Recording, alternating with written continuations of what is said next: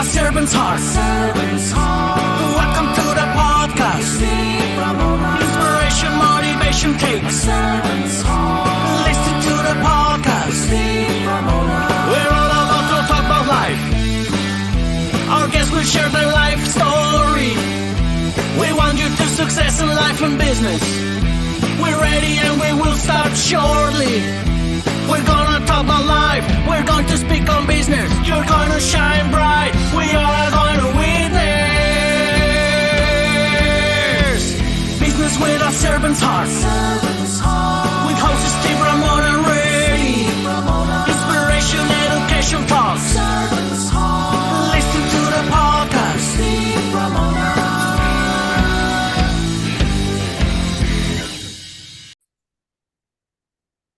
Welcome, everyone, to Doing Business with a Servant's Heart podcast. I'm your host, Steve Ramona. I'm thrilled to have you join us today. This podcast is dedicated to exploring the idea of doing business and living life with a purpose. Yes, serving others, and yes, achieving success. We believe that when you approach our work and our lives with a servant's heart, you can truly make a difference. And we created this show for you because we want everyone to be motivated, inspired, and educated to make an impact in your world. Whether you're an entrepreneur, a community leader, or simply someone looking to build more purpose into your daily life, this podcast is here to support and uplift you. So let's dive in today. I want you to, think about who you're going to serve today and what impact you're going to create. And today's episode is brought to you by our amazing sponsor, Pantheon Alliance. Picture yourself joining an elite community of thriving business owners from a variety of industries, all working together to create a powerful referral marketplace. It's an incredible opportunity to expand your network and elevate your business to new heights. So, well, I've got to say this. I've been talking to the guests before the show, my 405th show. This guy is really got me pumped up about money. Money can be dry, vanilla, neutral. I don't care what word you use, but this guy gets you fired up about money. Michael, welcome to the show. Thanks for having me, Steve. Oh, you're very welcome. Let's talk about the 4-minute retirement plan. I'm so curious to learn about it. Tell us what it's about, what you're trying to do with it. Sure. So I just published my second book. It's called The 4-Minute Retirement Plan. It just came out last month. And I wrote the book because I'm trying to solve America's #1 financial riddle. Retirement typically poses the #1 financial concern for the average person. I think one of the reasons for that is it's a complex problem that is long duration, right? It's something that, you can't really start planning for retirement at 62, think you're going to retire at 65 and win that race. It's a long race. It's a complicated race with a lot of variables. And I really wanted to dive into that and try to create some shortcuts that would help just average people. And my inspiration for the 4-minute aspect of it is Roger Bannister. If you don't know who he is, he's the first gentleman to ever run a 4-minute mile. He did that in the 1950s. When he conquered that feat, he was, it had been about 8 or 9 years since the record had been set for a mile run. It was like 4 minutes and 1 second, and nobody could beat it for like almost a decade. So people started to bandy about theories that maybe it's impossible, maybe the human body was never designed to run that fast, all these gobbledygook theories. And Roger Bannister looked at the problem differently. He had a different story that he told himself about it. He said to himself, okay, I'm a physician. I understand the human body is probably not going to break down and die just because someone tries to run a 4-minute mile. That seems like hogwash to me.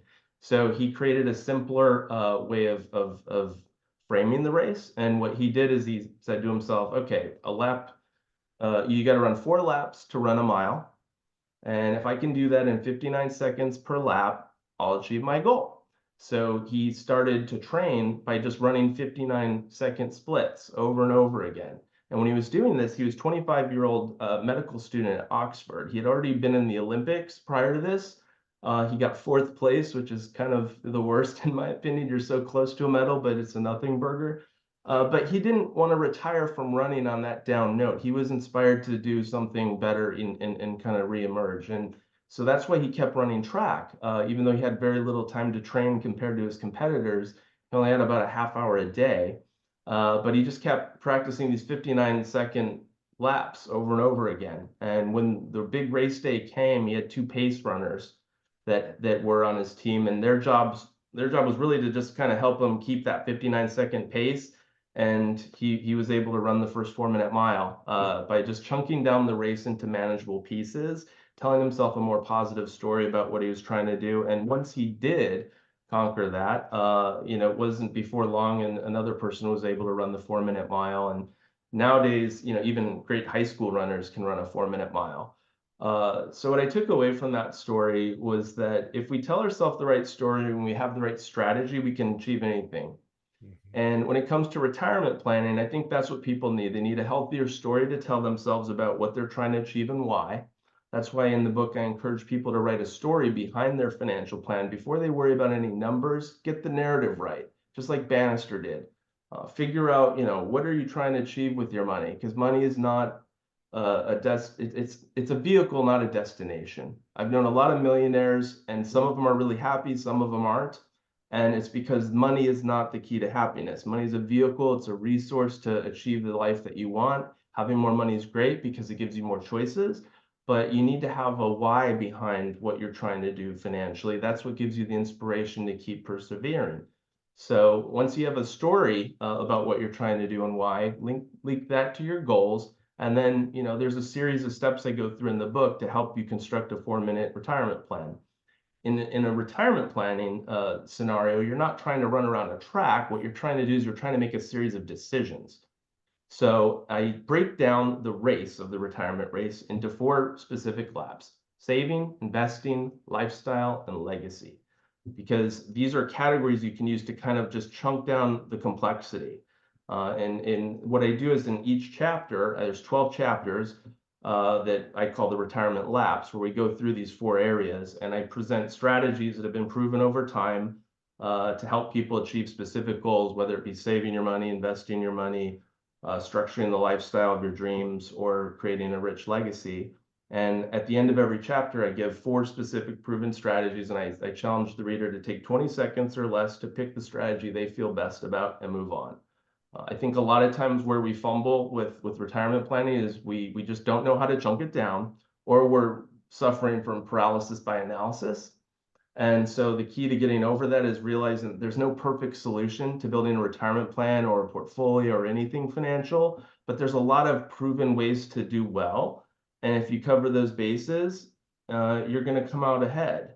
So that's the inspiration for the book, and that's what I'm trying to help people with. It's very cool because I'm looking at the 4-minute retirement plan. I'm not doing my retirement plan in 4 minutes. It's the idea of the chunks, which is very, very cool. And finances can be very dry and very emotional. I talk about this all the time. What would you tell somebody that's emotional about their finances? Well, I would want to peel the onion on that a little bit. What type of emotions are we talking about? Because there's different emotions. Some of my clients I've worked with over the years suffer from a disease called FOMO, fear of missing out. They're too greedy at the wrong time. Some clients are too fearful all the time, and they're scared of the stock market, even though it's been the greatest asset class over the long term, by a mile. And so that fear usually stretches back to some kind of painful event in the past. Maybe they bought the market at the wrong time, sold at the wrong time. Maybe it's something else in their psychology. So I think that's the job of a financial advisor. We're part psychologists, and part of our job is to understand the psyche of each client and help them construct an objective plan to get them where they want to go, but also make it a comfortable journey. And so I think it's really about connecting with each individual person, because everyone's story is different. And so that's the job of an advisor, is to figure those things out. And across the board, the more money you have, the more important it is to have an advisor. Am I correct on that? That's always been my thought. I think you're right about that, because more wealth creates more complexity. So generally speaking, the richer you are, the more likely you are to hire an advisor. If you look at the broad population, there's do-it-yourself strategies that work, and I provide a bunch of those ideas in the book. But I think what people need is they need shortcut solutions they believe in and can stick to. If they're going to do anything themselves, it has to be simple. So something like the 4% rule for withdrawals in retirement is something that's been around a long time. It's not a perfect formula, but it's darn good. And if you follow that, you're probably going to be just fine. And then there's other strategies that might be better for other people. So I think it's about customization, and then just figuring out what works for each person. So that brings to my mind, you're going to laugh, Michael. Do not go to your best friend or your neighbor and go, hey, I got $1 million. What do I do with it?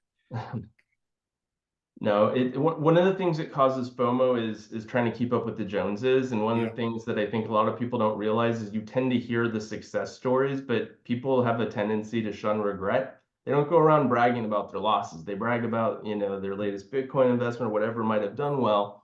And so that's what creates this feeling that, we need to keep up or we're falling behind somehow. I think a lot of people don't have a good benchmark for their wealth.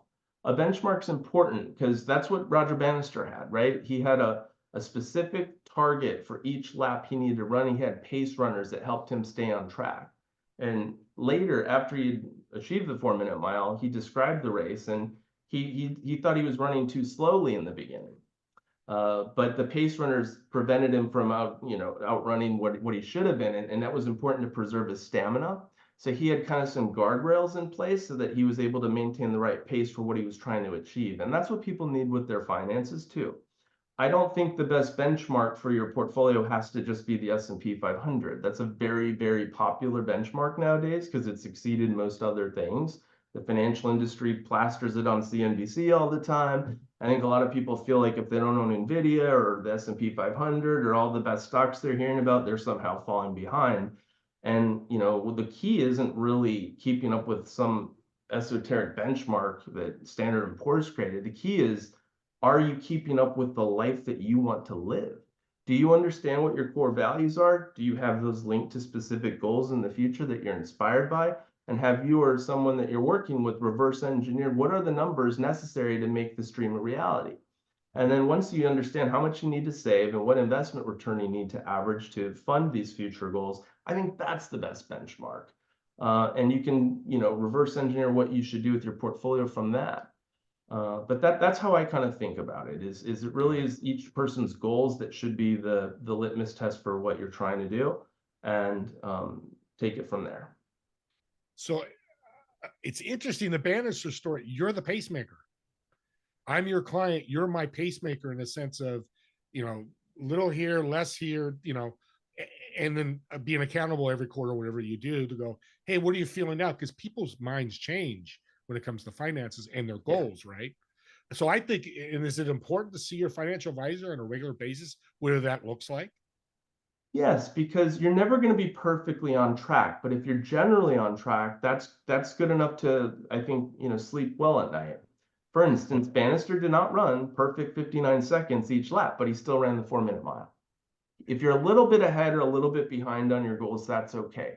The key is to know where you stand so that you don't panic or get into some investment that you really shouldn't even be in. I have some clients that are so far ahead of the pace that they need to achieve their life goals that they have a very low risk portfolio and they're leaving returns on the table year to year probably by not being more in equities or things of that nature. But it doesn't matter, Steve, because these are people that want to sleep well at night and they want to fund the lifestyle of their dreams. And once they're doing that, that means they're on track. So I think, every client I've ever met, ultimately what they're fishing for is, am I on track or how do I get on track? Yeah. And the way that we figure that out is dissecting the story of their life and what they want it to be in the future. And then we can figure out what's the prudent way to invest. And it's not to just try to keep up with the Joneses or the S&P 500. It's to do what's true to you. And once you kind of cross that bridge, I think you can look at the whole thing differently in a much healthier way. I love this. I love what you're saying, because it's hard to be a servant's heart in finances. When you're a financial advisor, say, hey, you need to buy NVIDIA. You lost out. Buy it. I mean, advisors shouldn't be telling you what to do. They should be asking you, right? What's, Steve, your goals? That's what I've learned. I think that's totally true. Because there's a lot of cookie cutter solutions in the financial industry, but as I say in the book, people are not cookies, they're complicated. And you don't understand each person until you sit there and you listen and you ask the right questions. I've been doing this for 20 years. I'm still learning how to do this. But I recently hired a chief storytelling director, And that's an untraditional role in the financial world, but I think it's important because we want to do things differently and better. And I think there's a lot of room for the industry to improve how we serve each individual and customizing for the race they want to run. So whether you write a story or you make a documentary film about your life, or whatever way you can find what really is important to you, I always am looking for core values. Some of my clients, financial security is a very important core value. I have one client in particular, for instance, that worked at Lehman Brothers in 2008, and when that ship went down, it scarred her for life. Financial security is an important variable for her, more so than some of my other clients. So that's something that tells me I don't need to start off the conversation with her or building her portfolio thinking about how I'm going to maximize returns. What I need to do first and foremost is make sure that we know what her risk tolerance is and we do not exceed that. So that's the starting point for her race. And then what can we do to maximize returns within her risk threshold? I have other clients who are, young and looking to maximize growth over the long term and don't worry about volatility as much. Their core values might be financial freedom and creativity and being able to, explore out new things in their career and retire young so that they could move on to other things they're passionate about and not have to work for a paycheck and trade their time for money. And in that case, an equity portfolio that has something like NVIDIA in it makes more sense.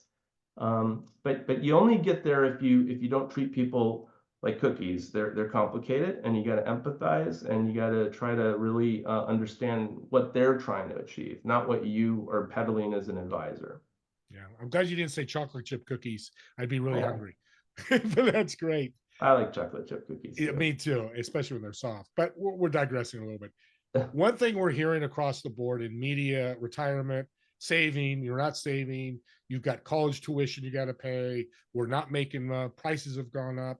Really, how important is retirement savings in light of inflation? Everything that's happening today, people are like, I can't retire, I'll never be able to retire because of what's going on. What would you say to somebody that says that? Well, I think one of the problems that people have with funding their future is that the farther out the future is, and retirement's the long-term goal usually for somebody, and psychological studies have shown that people don't associate well with their future selves. They almost think like you can almost think of your future self sometimes as another person unrelated to you, which is of course silly, but that's how we think. So we're very short-term focused as human beings, and especially in today's day and age where there's these fast TikTok videos and media that's constantly trying to push clickbait in front of us and feed that dopamine rush that we get when we absorb these things. And so it's hard sometimes to take a step back, slow down, and really think about the big picture. But I think that's part of what my job is, and that's one of the things that the book is designed for, is to help you think of your life not just in the moment you're in right now. Think back to your childhood. Think back to the most happiest times of your life.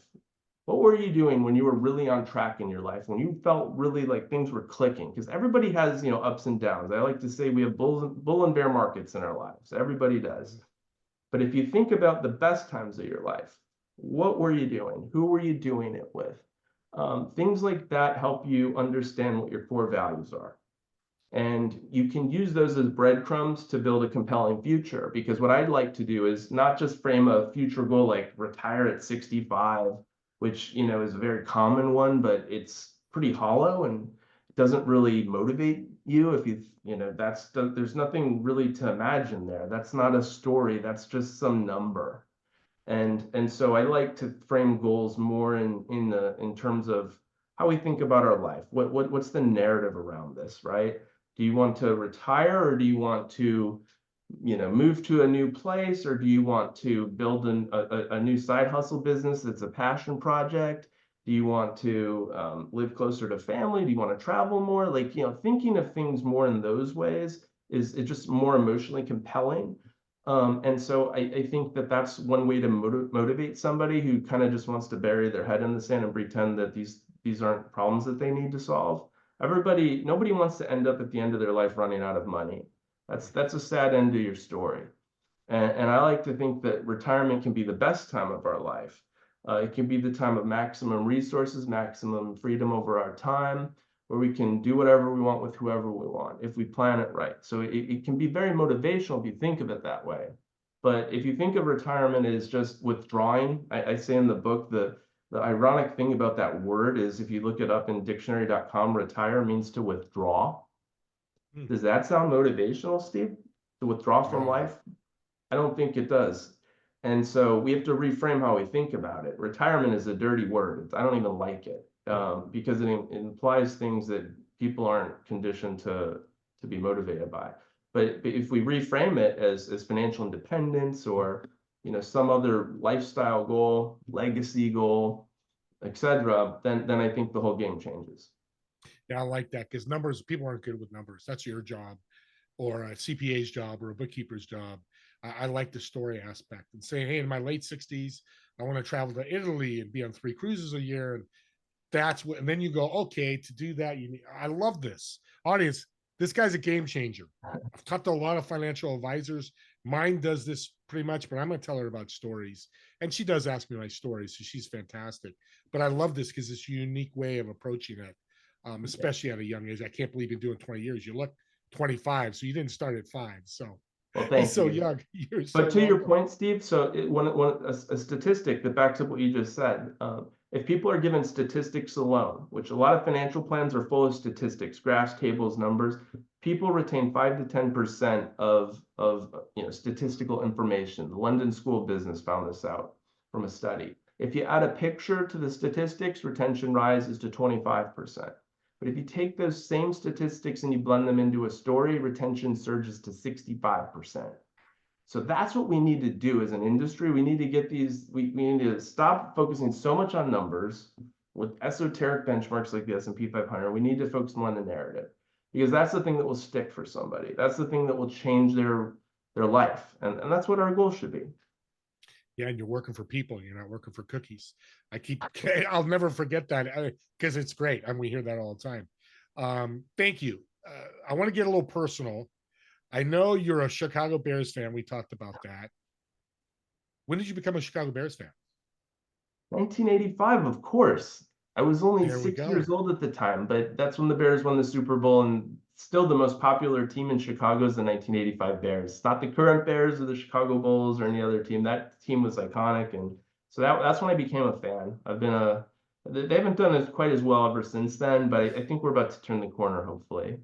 Well, small world connection for us. Jim McMahon went to high school in my area. Actually, I played against his high. I don't know if I played, but Jim McMahon, I've known for not known, but known of him for a long time. So small world. So I got one more personal question. I love asking this. So you're going out to dinner. You've got a table of 4. You're in the one of the seats. Dead or alive, who would be in the 3 other seats? Why? And what food would you order? Oh, good question. Wow, okay. Well, John Lennon would be there because I love the Wow. Beatles and Okay. I love John Yeah. Lennon the most of the Beatles. I would probably say Benjamin Franklin because he was a Renaissance man and the foundation of the country. Would love to pick his brain on a few things. Maybe Albert Einstein, Mm. maybe the most, yeah. And then who else? I would probably pick a sports hero, and that would be Kobe Bryant. It's a great choice. Great choice. And Great choice. we'd probably eat high-end Mexican food or Chinese. There we go. Mexican. What one food Mexican you need to have? What's that? What's one Mexican food you need to have on that table? Has to Fish be there. tacos. Fish Fish taco. tacos. Oh, okay. We need to get you to San Diego. Great fish tacos. Yeah, By the that'd way, be quite a meal. I'm gonna think about that. That's a happy thought. I always leave my guests hungry. I don't know why I do that, but that's okay. Well, Michael, I want to thank you so much. I can't wait to get the book. How can people get the book, and how can they reach out to you? Sure. The book's available on Amazon, biggest bookseller in the world, Target, Barnes and Noble, all the different retailers. And if you want to follow me, you could visit our website, www.silverlight.us, or you could follow me. I've written for Forbes since 2017. So if you find me on Forbes, you can subscribe there if you want to follow my articles and things of that nature. And just he's so humble. Forbes is huge.